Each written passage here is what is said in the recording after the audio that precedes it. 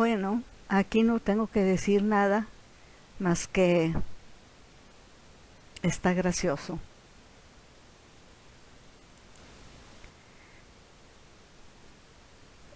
El parásito que vamos a ver se llama Plasmodium.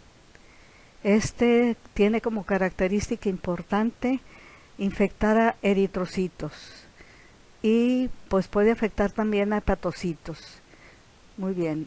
Y otros órganos, pero fundamentalmente los eritrocitos. Si ustedes se fijan, los eritrocitos que se ven alrededor se ven rojos, completos, y ya los infectados se ve el parásito, que son estas bolitas que se ven por ahí en el eritrocito, que se llama merozoito, que rompe el eritrocito y en ese momento se libera el antígeno y va a provocar una fiebre.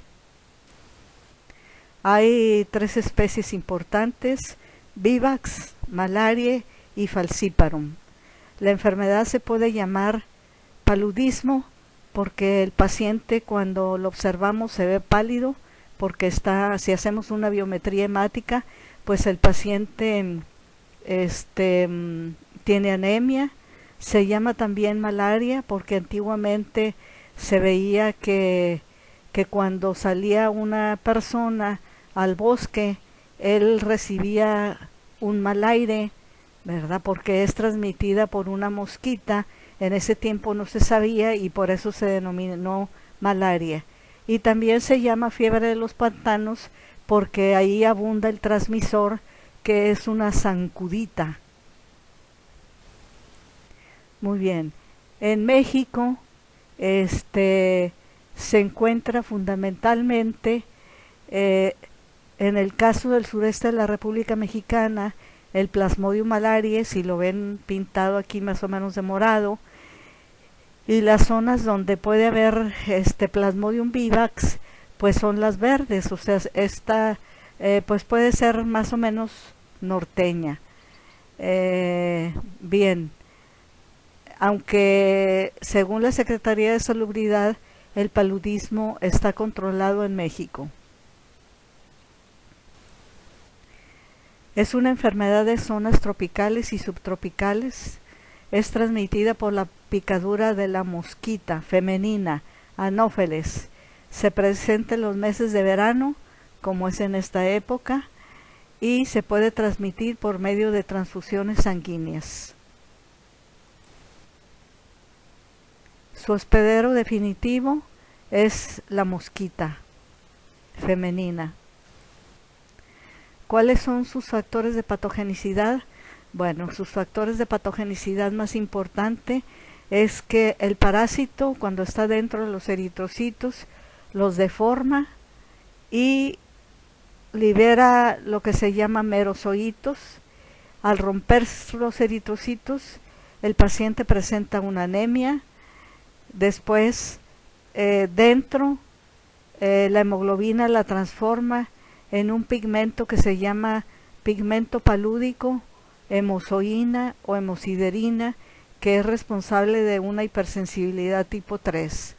También los merozoitos son responsables de que el monocito produzca una interleucina 1 que provoca fiebre en el paciente y un factor de necrosis tumoral. Bien, la anemia, o sea, al romper los eritrocitos, la anemia va a dar lugar a una falta de oxigenación en cerebro y en riñón.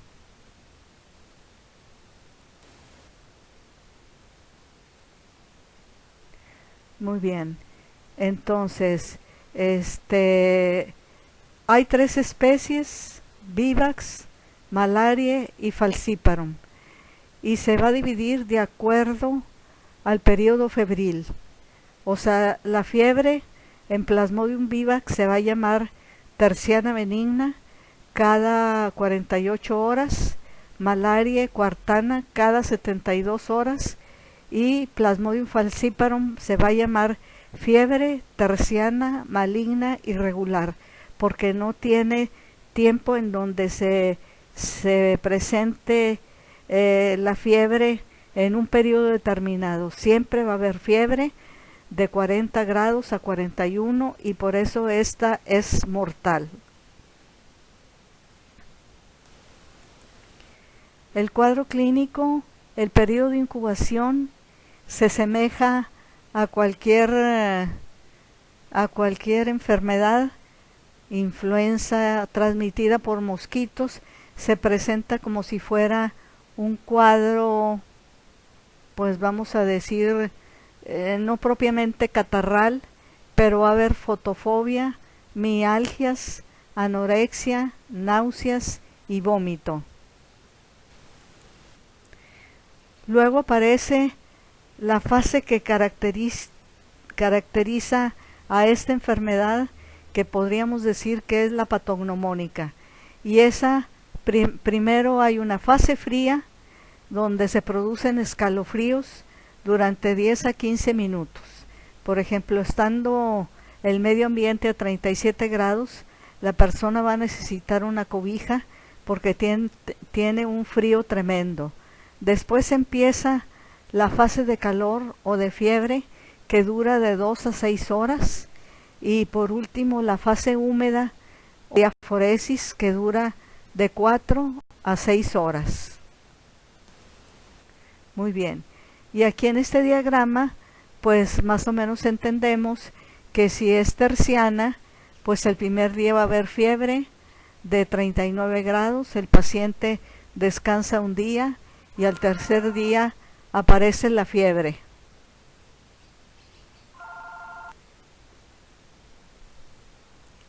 Bueno, me van a perdonar, pero sonó el teléfono y yo creo que va a salir en la grabación. Creo que ya expliqué lo que es una fiebre terciana. Después tenemos la fiebre causada por malaria, que es una fiebre cuartana. El primer día otra vez 39-40 grados de temperatura. El paciente descansa más o menos 2 días y al cuarto día, o sea, a las 72 horas, vuelve a aparecer nuevamente la fiebre con todo su esplendor. En el caso del Plasmodium falciparum, la fiebre se llama terciana maligna irregular. ¿Por qué terciana? Porque aparentemente a las 48 horas baja un poco la fiebre, pero vuelve nuevamente a presentar picos de temperatura muy alta. Y si ustedes se fijan en la parte de abajo del dibujo, se ve donde se están rompiendo los eritrocitos. O sea, la fiebre se debe a la ruptura de los eritrocitos y la liberación de antígenos. Pregunta de examen. Muy bien, y este es el cuadro clínico, vamos a decir, como tirándole a crónico, en donde los dos órganos más afectados vienen siendo el hígado y el vaso, hepatomegalia y esplenomegalia, los cuales se van a llenar de pigmento palúdico. Ok, y en ese momento pues empieza a ver la anemia hemolítica. Cuando se trata, atención, de Plasmodium falciparum, el cuadro se complica y puede haber un paludismo cerebral, puede haber una falla renal, el paciente empieza a orinar la hemozoína o a la hemosiderina y se llama fiebre de aguas negras. Ok, hay fiebre biliosa y también hay un cuadro intestinal. Muy bien. En los niños generalmente se va a ver como un índice esplénico. El vaso está infartado, claro, también el hígado. Muy bien. Entonces, se me olvidó decirles que también se adquiere de manera transplacentaria y provoca que el niño nazca antes de tiempo y con pérdida de peso. A ver, muy bien. Así es que el cuadro clínico que nos van a poner en el examen va a ser que al efectuar una biometría hemática, el paciente va a presentar una anemia. Ok, los riñones pueden estar aumentados de tamaño, insuficiencia renal, oliguria y uremia, causado por hipersensibilidad tipo 2. Si se hace una autopsia, vamos a ver que el vaso está lleno de ese pigmento negro, ya está listo para morirse el paciente. El cerebro también. Entonces, cuando la persona orina, se va a presentar lo que se llama fiebre de las aguas negras, hemoglobinuria febril. Entonces la orina se va a ver como tipo Coca-Cola, ¿verdad? Claro, al diluirla ya se va a ver todo hemolizado, pero de color rojo. ¿Cómo se va a hacer el diagnóstico? El método más común utilizado en la República Mexicana es lo que se llama frotis sanguíneo y gota gruesa, y eso creo que ya lo vieron en histología. Esta es la gota gruesa y este es el frotis sanguíneo. Yo creo que era de Monterrey. Generalmente se hacen por separados. ¿Cuáles van a ser las medidas de prevención? El uso de repelentes, evitar cacharros que acumulen agua, vestir camisas de manga larga. Hagan de cuenta que son las mismas de fiebre amarilla y de dengue.